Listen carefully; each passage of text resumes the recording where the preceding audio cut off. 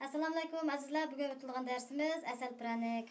Bu asal pranikka 2 xil xamir yig'ildi. Bu asal pranik ketgan material bilan tunishib chiqsak, oldi bilan tash xamirga yig'ilgan materiallar bo'lsa, 500 gram un, 200 gram suv, 150 gram puroqsiz suv may, 7 gram soda.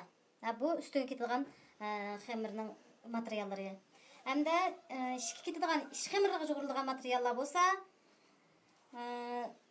un 250 gram, puroqsiz suv may 50 gram, asal 100 gram, şeker 100 gram, tuz 5 gram, soda 5 gram. Bize şu ketadigan materiallar bo'lsa, uşaq ezilgan, uşaq shili bag'in yong'oq meyvesi bilan tuxum serg'i. Bu shu asal pranikimizning ichki teshiga ketadigan xamirlarning ketadigan materiallari. Endi bu pranikimizga ketadigan teshining xamirini yig'irib olaylik. Buningga bayam tayyorlab olgan, tash xamirga tayyorlab olgan materiallardan unni solamiz. Unni selib, unning o'tirisini ichib olib, uningga tayyorlab olgan sodalarimizni solamiz. Sodani sepib bo'lgandan keyin, andin tayyorlab olgan puroqsiz suv mayimizni quyib olamiz.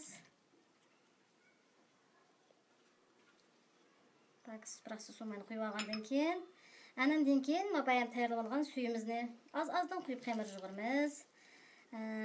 Biroq quyib etsak, suvni bek ching xamir bo'sh bo'lib qolsa bo'lmaydi. Bek ching bo'lib ketsa bo'lmaydi. Bek chingib ketsa, uningga suv quyimiz deb suv quyib etsak, mana ichidagi materiallar tetamay qoladi. Shuning uchun o'lchib olgan suyinglarni muvofiq miqdorda ishlasanglar, langmanning xamirning chingligida xamir yig'asanglar bo'ldi, azizlar. Mana xamirni yig'irib olaylik.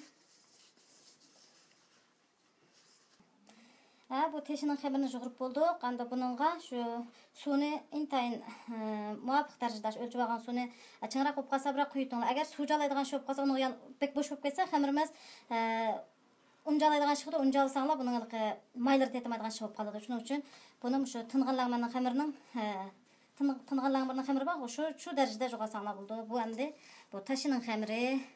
Bu tashining xamirini shuning bilan soda xaltaga selib, bir 10 minut tindirib qo'yamiz. Bu tunğuch bo'lgan araliqda ham ichining xamiriga kelaydi. Ichining xamiriga tayyorlab olgan unimizni solamiz. Tayyorlab olgan unimizni selib, uningga tayyorlab olgan shakarimizni solamiz. Tayyorlab olgan shakarni selib aralashtirib olib, andan keyin soda bilan tuzimizni solamiz. Bularni yaxshi aralashtirib, un tipdagi narsalarni hammani shunday yaxshi aralashtirib olamiz. Andan keyin yangi bo'lgan yong'oq meyvesini solamiz. Buni shu unga shunday yaxshi aralashtirib olamiz. Bularni aralashtirib bo'lgandan keyin bayaq tayyorlab olgan suv mayimizni qo'yamiz. Suv mayini qo'yib bo'lgandan keyin suv mayimizni qo'yib bir aralashtirib etgandan keyin tayyorlab olgan asalimizni solamiz, qo'yamiz asalni. Endi men duxovkam kichik bo'lgandan keyin bu azroq miqdorda etyapman bu pinganni, pechenni. Agar sizlar jiqroq qilgan ishinglar bo'lsa, shuni 1 assa, bo'lmasa yana 2 assa jiqliqda tangshab, o'lchab bu narsalarni aşı miqdorda qilsanglar bo'laverdi. Bu aralashimni hamda yaxshi aralashtirib xamirga keltiramiz. Hamda bu shakar bilan maylar bilan yig'ilgan xamir bo'lgandan keyin dastlab yig'aganda buni sal qo'llaringizga chopishgan bu xamir bo'ladi. Yig'irib bo'lgandan keyin yaxshi aksi keldi bu.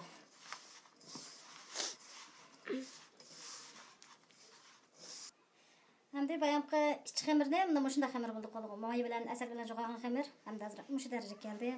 Hamda bayam tash xamirga kelaydi. O tash xamirni mana birini cho'ng, mana 4 sugul qilib oldim. 4 sugulning ikkisi sal cho'ngroq, ikkisi kichikroq bo'ldi. Xuddi uyda go'shtdan qilgan xamirlar bo'ldi-ku, birini cho'ng, birini kichik. Shu darajada buni shunday sugul qilib olamiz. Andan keyin ma cho'ng ma ikkisini qo'yib turaylik. Bu ikkisi bir andin ma o tash xamirni yeyib olamiz. Go'shtdan xamirni yegandik. Yeyib olamiz. Endi ma duxovkanglar cho'ngroq bo'lib qolsa, jiqroq qilamiz, aytliq deb qolsanglar, hamda jiqroq shuning gram sonini cho'ngroq qilib, jiqroq qilib qilsanglar bo'laverdi. Men mavamda duxovkam kichikroq. Shunga o'zimga loyiqroq qildim buni hamda. Buni teshining bir qavat xamirni shu darajada qilib yeyib olamiz. Buni hamda dumaloq yesanglar bo'laverdi. To'rt bujoq qilib yesanglar bo'laverdi. Hammanglar qaysi o'ng kelsa, shu tariqada yeyversanglar bo'laverdi.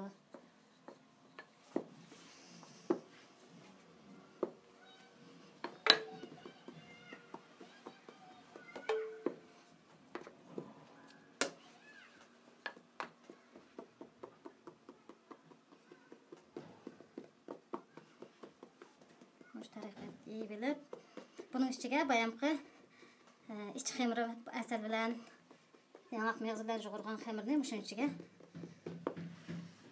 solamiz.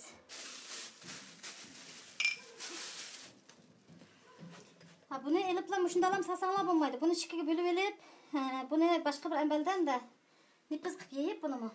Endi azazdan samsak buni yangaq aniq chekselib bilib yaysak, bu yangaq mevzi bor emasmi? Shuningga bu nim bo'lib oladi. Yangaq mevzi xemirni teshiydi. Shuning uchun buni nipis qilib yeyib elib, mush xemirning cho'nligida qilib, andan keyin buni ichiga solamiz. Hamda bayam qijmimizni shunday qilib yeyib, boshqa bir ambal yeyib elib, andan keyin buni kesib elib, butunlay mag'il bo'lmaydilar, bo'laqa asal maylar bilan yo'g'rilgan cho'g'ilib turdi buni qijmisi.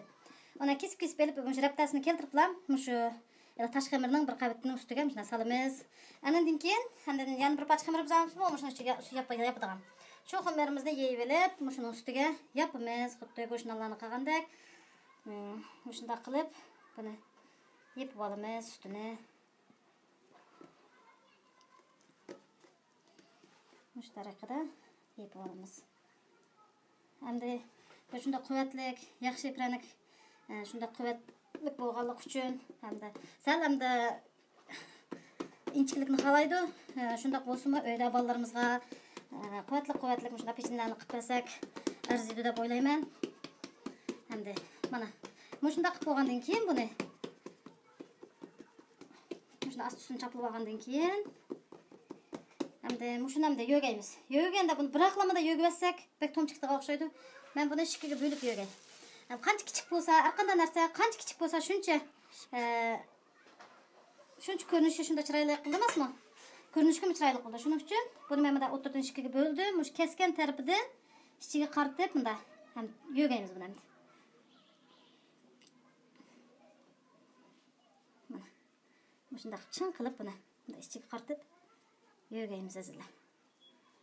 Azroq chapatasaqmi? Shunday qilsak ham bolalarimizga, uydagilarga bir quvvat.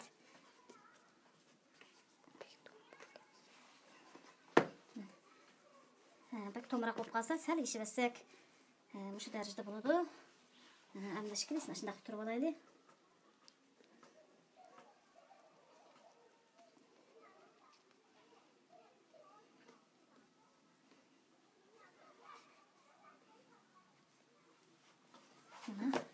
Mushaylar qilib olamiz. Bak tom bo'lib ketsin-mi? Chiroyli chiqmaydi. Inchi kerak. Bekinchi ko'p ketmasin. Mush tariqada buni yo'yib oldik. Endi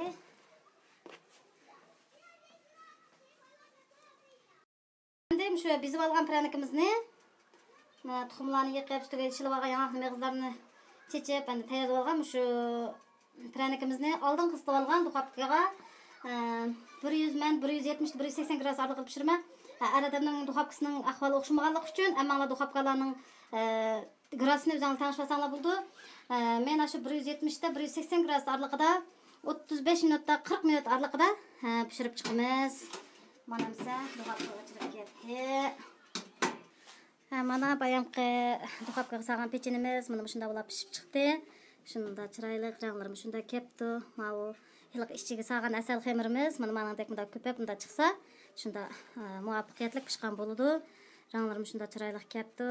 Azizlarim, shu materiallardan foydalanib, shuni bir o'z qulog'inglarni selib bir qilib boqqan bo'lsanglar, balalarning balalarim xo'sh bo'ldi, uydagilarim xo'sh bo'ldi. Shunda quvvatli bir yaxshi bo'lgan bir pechene.